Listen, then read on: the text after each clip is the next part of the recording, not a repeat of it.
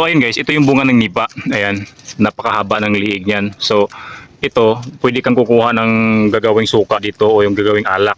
So ayan, pag pinuputol yung itong liig na to, yung pinaganon pa yan, pinapayuko, ganyan na siya. So ito yun. Ito yung naputol na bunga. Ganyan. Tapos, yung parang nyog din, kukuha ka ng tuba. Tapos, ito, kinakarit na sinasabing kinakarit para mahapdian yung liig niya.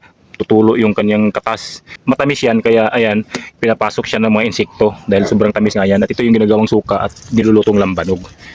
Ito yung kagandahan sa may mga kanipaan guys. Dahil marami kang makukuha dito. Ayan, napakatamis yan. Pero, ayan, magiging suka nga yan. Siyempre, sinasagat natin yan. Tinatanggal yung mga insekto yan. Pero malinis yan guys ha. Kasi mga fruit fruit fly lang yung mga yan.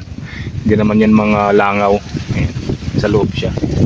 So ayan, yan ang ginagawang suka o niluluto na magiging lambanog. Matamis pa yan ganito pag nandito pa siya bagong kuha. Pero pag habang tumatagal umaasim siya. Kaya nagiging suka. Alright.